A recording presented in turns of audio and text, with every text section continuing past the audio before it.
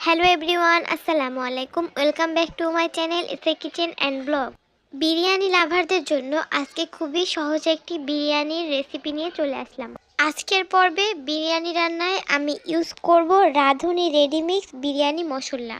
আজকে আমি আপনাদেরকে একদম টিপস সহ ফার্স্টের থেকে লাস্ট পর্যন্ত পুরো ভিডিও দেখলেই বুঝতে পারবেন। টিপস সহ এমনভাবে রান্নাটা শেখাবো যাতে করে আপনারা একদম পারফেক্টভাবে দোকান বা রেস্টুরেন্টের মতন করে রান্না করতে পারবেন এবং আপনাদের চালটা যেরকম অতিরিক্ত সেদ্ধ হয়ে যাবে না, আবার অনেক বেশি শক্তও থাকবে না। অনেক সময় হয় যে মাংসটা শক্ত থেকে যায়, মাংসটাও একদম পারফেক্ট হবে, মাংস থেকে চাল সব কিছু পারফেক্ট হবে। তাহলে চলুন দেরি না করে দেখে নিই কীভাবে বিরিয়ানিটা রান্না করতে হবে। বিরিয়ানি রান্না করার জন্য আমি প্রথমেই আলুগুলাকে একটু লবণ আর জাস্ট হালকা একটু ফুড কালার মিশিয়ে ভেজে নেব। আপনারা চাইলে ফুড কালারটা স্কিপ করতে পারেন, এটা হচ্ছে জাস্ট একটু মানে এই আলুটার একটা সুন্দর লুক আসবে এর জন্য ইউজ করা। তবে চাইলে স্কিপ করা যেতে পারে, কোনো ব্যাপার না। যেহেতু বলেছি রেস্টুরেন্টের মতন করে রান্না করে দেখাবো, এই জন্য হচ্ছে আমি এটা ইউজ করেছি। এরপর হচ্ছে আমি একটা প্যান নিয়ে নিয়েছি। প্যানটা গরম হয়ে আসলে এর মধ্যে আমি দিয়ে দিচ্ছি সরিষার তেল। সরিষার তেল দিয়ে রান্না করব, এর কারণ আমি আজকে একটু পুরান ঢাকার স্টাইলে রান্না করছি। পুরান ঢাকায় ওরা কিন্তু সরিষার তেল দিয়ে বিরিয়ানিটা রান্না করে, যার কারণে ওদের বিরিয়ানিটা স্বাদটা একটু অন্যরকম হয়। তো আপনারা চাইলে এখানে যে কোনো সাদা তেলও ব্যবহার করতে পারেন, তবে সরিষার তেল ব্যবহার করলে বিরিয়ানিটা টেস্টটা একটু বেশি ভালো আসে। এরপর আমি আলুগুলো ভেজে নিচ্ছি। চুলার আঁচ কম রেখে আমি আলুটাকে ভেজে নিচ্ছি, যাতে করে আলুটা হচ্ছে পুরাপুরি সেদ্ধ হয়ে যায়। চুলার আঁচ অতিরিক্ত বা জোরে বাড়িয়ে দিলে কিন্তু আলুটা পুরোপুরি পারফেক্টভাবে সেদ্ধ হবে না, আবার এদিকে দেখা যাবে যে আলুর ওপর দিক থেকে পুড়ে গেছে। জন্য চুলার আঁচটা মাঝারি থেকে একটু কমে করে দিয়ে আলুগুলো ভেজে নিতে হবে। যখন দেখবেন আলুগুলো এরকম হালকা লাল লাল হয়ে আসছে, এই পর্যায়ে আলুগুলাকে তুলে নিতে হবে, মানে হচ্ছে আমার আলুগুলো একদম পারফেক্টভাবে ফ্রাই হয়ে গেছে। আর লাগবে বিরিয়ানি মশলা। আমি এখানে নিয়েছি রাঁধুনি রেডিমিক্স বিরিয়ানি মশলা। এই মশলা দিয়ে আজকে বিরিয়ানি রান্না করে দেখাবো। এই মশলা দিয়ে বিরিয়ানি রান্না করলে কিন্তু স্বাদটা চমৎকার আসে এবং খুবই অল্প মশলায় বিরিয়ানিটা রান্না করে নেওয়া যায়। এই এক প্যাকেটে যে পরিমাণ মশলা রয়েছে তা দিয়ে কিন্তু আপনি পুরা 1 কেজি মাংস ভুনা করে সেটা দিয়ে বিরিয়ানি রান্না করতে পারবেন 500 গ্রাম অথবা হাফ কেজি চালের। এই এক প্যাকেট মশলার মধ্যে কিন্তু সব রকম মশলা মিক্সড করা আছে, মানে বিরিয়ানি রান্না করতে যেসব মশলার প্রয়োজন তার সব রকম মশলা এর মধ্যে অ্যাড করা আছে। এজন্য এক্সট্রা কোনো মশলা বা গুঁড়া মশলা এর মধ্যে অ্যাড করার কোনো প্রয়োজন নেই। কখনো যদি এমন হয় খুব ব্যস্ত, মানে হঠাৎ করে কোনো মেহমান আসবে বা খুব ব্যস্ততার মধ্যে আছেন অথবা কোনো পাটাপাটির ঝামেলার মধ্যে যেতে চাচ্ছেন না, খুব দ্রুত বিরিয়ানিটা রান্না করে নিতে চাচ্ছেন, তাহলে এই মশলা দিয়ে খুব দ্রুত বিরিয়ানিটা রান্না করে নিতে পারবেন। সেই সাথে নিয়েছি পোলাওয়ের চাল। আমি এখানে পিওর চিনি গুঁড়া সুগন্ধি চালটা অ্যাড করছি। আপনারা আপনাদের পছন্দ মতো যে কোনো পোলাওয়ের চাল অ্যাড করতে পারবেন। আমি আগেই বলেছি 1 কেজি গরুর মাংসের জন্য 500 গ্রাম অথবা হাফ কেজি চালই যথেষ্ট, মানে হচ্ছে পারফেক্ট রেশিও। এর জন্য কিন্তু আমি এখানে ওই প্যাকেটে থাকা অর্ধেক চাল নিয়েছি, যেহেতু ওটা 1 কেজির প্যাকেট, এজন্য আমি ওখান থেকে অর্ধেক চাল নিয়েছি। তার থেকে একটু সামান্য কিছু বেশি হতে পারে, কম নেবেন না, তাহলে মশলাটা বেশি হয়ে যাবে, মানে একটু বেশি নিলে অসুবিধা নাই। এরপর আমি এর মধ্যে পানি দিয়ে দিচ্ছি। পানি দিয়ে খুব ভালোভাবে পরিষ্কার করে কয়েকবার পানি দিয়ে চেঞ্জ করে করে চালগুলো ধুয়ে নিতে হবে। চাল ভালোভাবে ধোয়ার পর 10 থেকে 15 মিনিট পর্যন্ত চালটা একটু ভিজিয়ে রাখতে হবে। আমি আপনাদের সাথে যে টিপসগুলো শেয়ার করছি প্রত্যেকটা টিপস একদম ভালোভাবে মানবেন বা মানার চেষ্টা করবেন, কোনো কিছু বাদ দিবেন না, তাহলে হচ্ছে বিরিয়ানিটা একদম যে ঝরঝরে পারফেক্ট। পরে বলবেন যে আপু আপনার রান্নাটা তো সুন্দর হলো, আমাদেরটা লেগে গেল কেন বা এরকম নিচে পুড়ে গেল কেন। তারপর বেশিরভাগ মানুষের কমপ্লেন থাকে গরুর মাংসটা সেদ্ধ হয় না, চালটা অতিরিক্ত সেদ্ধ হয়ে যায়। এই কমপ্লেনগুলো তখন করতে পারবেন না, এই জন্য বলছি ফার্স্টের থেকে লাস্ট পর্যন্ত খুব ভালোভাবে ভিডিওটা দেখবেন, তাহলে বুঝতে পারবেন যে কিভাবে রান্না করলে বিরিয়ানিটা একদম রেস্টুরেন্টের মতন হবে। এখন আমি যে প্যানে আলু ভেজে নিয়েছিলাম সেই একই তেলে দিয়ে দিয়েছি 1 বাটি পরিমাণ পেঁয়াজ কুচি। বিরিয়ানিতে পেঁয়াজের পরিমাণটা একটু বাড়িয়ে দিলে বিরিয়ানির স্বাদটা বেশি ভালো আসে।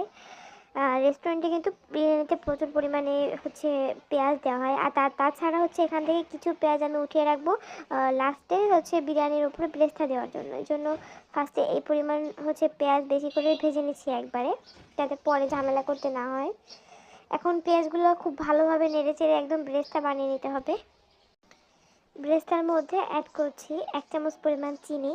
আপনারা চাইলে পরে হচ্ছে পেঁয়াজটা উঠিয়ে নিয়ে প্লেটে চিনি দিয়ে ব্রেস্তাটা মাখিয়ে নিতে পারেন, তবে আমি হচ্ছে আগেই চিনিটা অ্যাড করছি, কারণ চিনি দিলে অনেক মানে পেঁয়াজটা একটু বেশি সফট হয়ে আসে।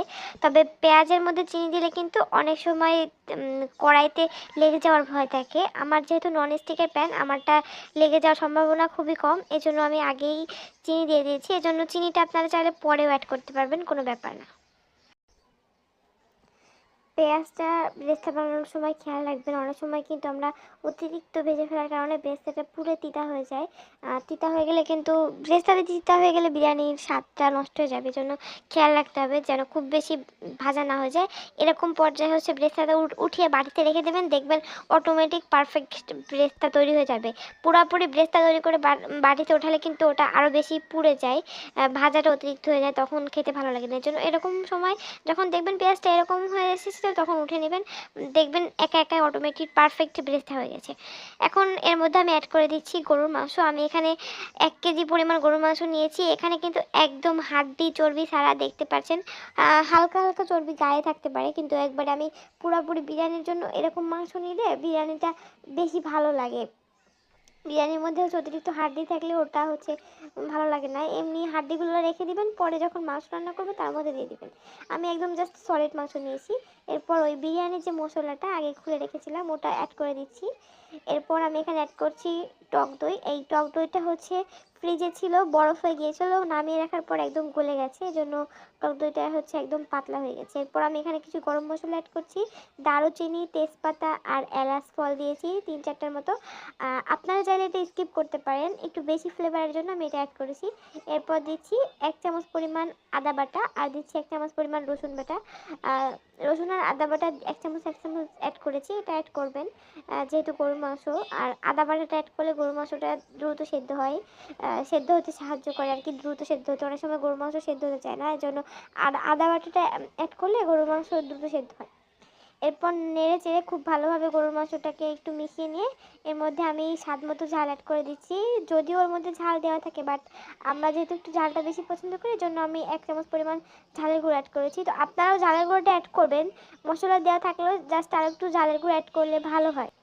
আর অ্যাড করেছি 1 চামচ পরিমাণ চিনি। এরপর দিয়েছি 1 কাপ পরিমাণ গরুর দুধ। আমি আজকে মাংসটা গরুর দুধ দিয়ে রান্না করব। আপনারা চাইলে দুধের পরিবর্তে এখানে হচ্ছে গরম পানি অ্যাড করতে পারেন।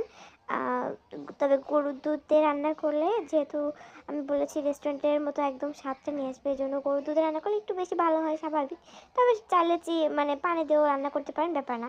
তবে 1 কাপ হলেও গরুর দুধ দেওয়ার চেষ্টা করবেন, তাহলে হচ্ছে হচ্ছে মানে স্বাদটা বেশি ভালো আসে। আমি পরিমাণ মতো দুধ দিয়েছিলাম, মানে মাংসটা সেদ্ধ হওয়ার জন্য যতটুকু দুধ প্রয়োজন সেটা দিয়ে দিয়েছিলাম। আর চিনি কতটুকু দিয়েছি দেখেছেন, চিনি কিন্তু খুব বেশিও দেয়নি। অতিরিক্ত চিনি দিলে কিন্তু আবার বিরিয়ানির স্বাদ নষ্ট হয়ে যাবে।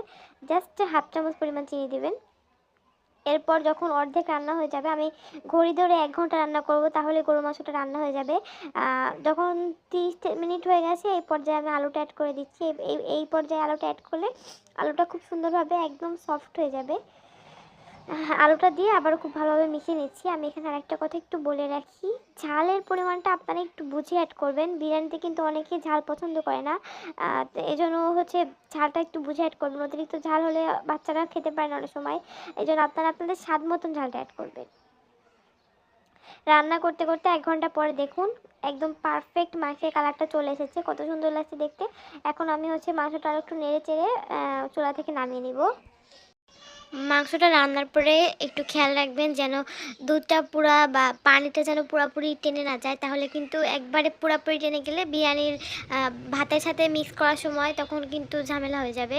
এজন্য হচ্ছে একদম পুরোপুরি ঝোল টানাবেন না, এরকম যখন ঝোল থাকবে জাস্ট হালকা তেলটা উপরে উঠে আসলে বুঝবেন রান্নাটা হয়ে গেছে।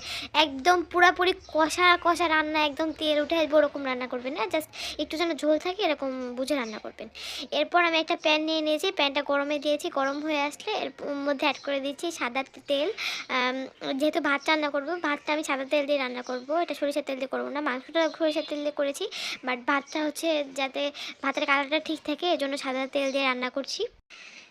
চালগুলো দেখেছেন ভিজিয়ে রাখার পর হচ্ছে আমি 10 মিনিট বা 15 মিনিট পর পানিটা ঝরিয়ে নিয়েছিলাম ভালোভাবে, একদম পুরাপুরি ভালোভাবে পানি ঝরে গেলে এখন চালটা খুব ভালোভাবে ভেজে নিতে হবে।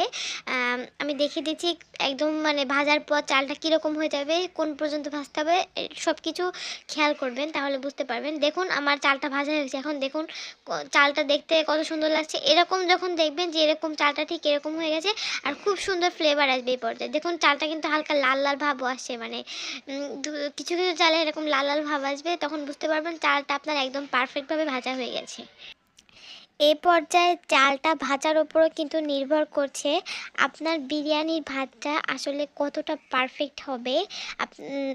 বিরিয়ানির 50% নির্ভর করবে আপনি কতটা সুন্দরভাবে চালটা ভেজেছেন। এজন্য সবসময় চেষ্টা করবেন বিরিয়ানি রান্না করার সময় চালটা একটু ভালোভাবে ভেজে নেওয়ার। অনেকে কিন্তু চালটা ভাজার উপর গুরুত্ব দেয় না। এরপর আমি এখানে অ্যাড করে দিচ্ছি 2 কাপ পরিমাণ দুধ। আমি এখানে 2 কাপ পরিমাণ দুধ দিচ্ছি আর বাকি কাপ পরিমাণ হচ্ছে পানি দেব। দুধ আর পানি মিলে, এখন দুধ পানি একটু কম বেশি হতে পারে, আপনারা 1 কাপ দুধ দিতে পারেন বা বাকিটুক পানি দিতে পারেন। যাই হোক, দুধ আর পানির মিশ্রণে মনে রাখবেন আপনি যেই কয় কাপ পরিমাণ চাল নিয়েছেন ঠিক তার ডাবল পানি নিতে হবে। মানে আপনি মনে করেন 2 কাপ চাল নিয়েছেন, আপনাকে অবশ্যই 4 কাপ পানি আর দুধের মিশ্রণে 4 কাপ নিতে হবে। এটা মাথায় রাখবেন। মানে হচ্ছে আমি আবারও বলে দিচ্ছি, চাল ঠিক যতটুকু নেবেন তার ডাবল পানি নিতে হবে, তাহলে বিরিয়ানিটা পারফেক্ট রান্না হবে। পোলাও চালে কিন্তু অতিরিক্ত পানি দিতে যাবেন না, তাহলে কিন্তু আপনার বিরিয়ানি একবারে ভসকাই যাবে, খেতে একদমই ভালো লাগবে না, নষ্ট হয়ে যাবে সব কিছু এবং অনেক বেশি গলে যাবে। এজন্য এই ভুলটা কখনোই করতে যাবেন না। একটু বেশি পানি দিই, একটু বেশি পানি দিই, এই চিন্তাটা কখনোই করতে যাবেন না। অল্প এরকম পানিতেই আপনার পোলাওটা একদম পারফেক্ট রান্না হয়ে যাবে। এখন আমি ঢাকনাটা ঢেকে দিয়ে একদম বিরিয়ানিটা রান্না হয়ে যাওয়া পর্যন্ত অপেক্ষা করছি। দেখুন আমার ভাতটা রান্না হয়ে গেছে কত সুন্দরভাবে, দেখুন দেখতে পাচ্ছেন কত সুন্দর। একদম এরকম যখন এরকম হয়ে যাবে তখন হচ্ছে ঢাকনাটা খুলে নেবেন। একদম পুরোপুরি রান্না হতে হবে না, মোটামুটি 99% রান্না হয়ে গেলে আপনি হচ্ছে ঢাকনাটা খুলে নেবেন। খুলে আমি আপনাদেরকে ভালোভাবে দেখিয়ে দিচ্ছি আমার ভাতটা আসলে কোন পর্যায়ে আমি ঢাকনাটা খুলেছি, দেখেছেন? এরকম পর্যায়ে ঢাকনাটা খুলে আমি এখন মাঝখান থেকে একটু ফাঁকা করে নিচ্ছি। এখানে মাংসটা যেহেতু অ্যাড করতে হবে, হচ্ছে উপরে দিলে কিন্তু পুরোপুরি নিচ পর্যন্ত সব কিছু যায় না, মিক্স করতে পরে অসুবিধা হয় অনেক সময়, মানে অতিরিক্ত তাপে তাপে লেগে যায়। জন্য মাঝখান থেকে চেষ্টা করবেন একটু ফাঁকা করে নেওয়ার, যাতে করে মাংস ঝোল সব কিছু নিচ পর্যন্ত খুব সহজে পৌঁছে যেতে পারে। এখন আমি এখানে মাংস ঝোল সহ সব কিছু এর মধ্যে অ্যাড করে দিচ্ছি। এভাবে অ্যাড করলে খুব সহজে মাংস ভাত সব কিছু একসাথে মিক্সড হয়ে যাবে। এখন এভাবে আমি সব কিছু খুব ভালোভাবে একটু মিক্সড করে নেব। দেখেছেন এই পর্যায়ে আমি অ্যাড করছি।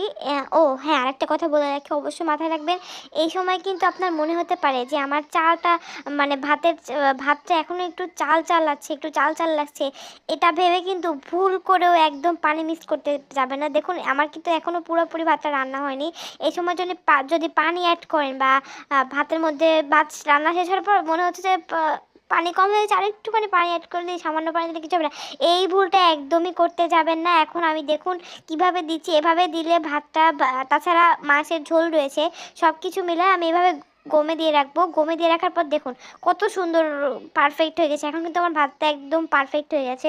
আমি গমে দিয়ে রেখেছিলাম প্রায় 40 মিনিটের মতন। 40 মিনিট পর আমি ঢাকনাটা খুলে নিয়েছি। এখন আমি এখানে অ্যাড করে দিচ্ছি 2 চামচ পরিমাণ গোলাপ জল আর অ্যাড করছি 2 চামচ পরিমাণ কেওড়ার জল।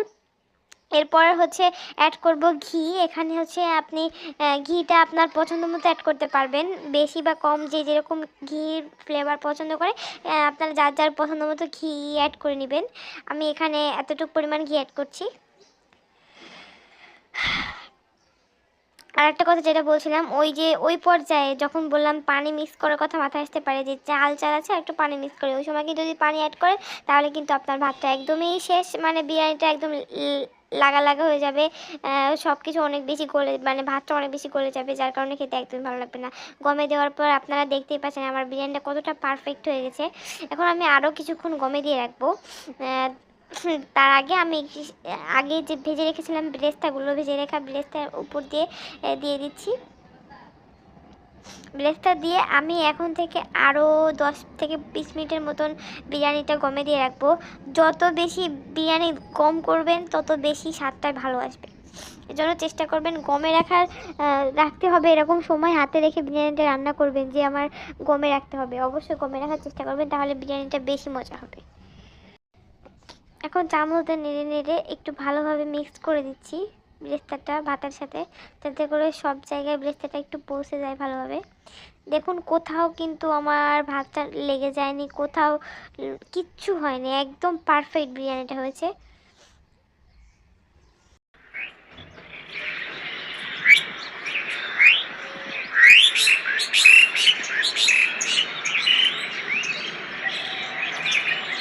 আপনারা দেখেছেন আমি কিভাবে ঢাকনার ফুটাটাকে বন্ধ করে দিয়েছি আটার ময়দা দিয়ে।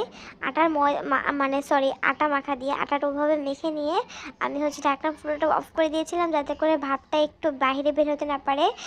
আপনারাও এরকমটাই করবেন, অথবা চাইলে কাগজ দিয়েও বন্ধ করে দিতে পারেন, তবে সেক্ষেত্রে তো ভাপটা বের হয়ে যাওয়ার সম্ভাবনা থাকে। এর জন্য চেষ্টা করবেন আটা মাখা দিয়ে চুলার ফুটাটা বন্ধ করে দিতে, তাহলে একদম ভাপটা বের হতে পারবে না, আর বিরিয়ানিটা ঠিক এরকম পারফেক্ট হবে। দেখতেই পাচ্ছেন আমার বিরিয়ানিটা কত সুন্দর হয়েছে, আর মাংসটা কত জুসি হয়েছে তা কিন্তু দেখেই বোঝা যাচ্ছে। আশা করছি আপনাদের কাছে আমার ভিডিওটা ভালো লেগেছে। আর যদি আমার ভিডিওটা আপনাদের কাছে ভালো লেগে থাকে, তাহলে এরকম আরও সুন্দর সুন্দর নতুন নতুন ভিডিওটা পেতে আমার চ্যানেলটা সাবস্ক্রাইব করে আমার পাশে থাকতে পারেন। আর প্লিজ আমার ভিডিওটা যদি আপনাদের কাছে ভালো লেগে থাকে, তাহলে একটা লাইক, কমেন্টস আর সাবস্ক্রাইব করে পাশে থাকতে ভুলবেন না। সবাই ভালো থাকবেন। আজকের মতো এখানেই বিদায় নিচ্ছি। আল্লাহ হাফেজ।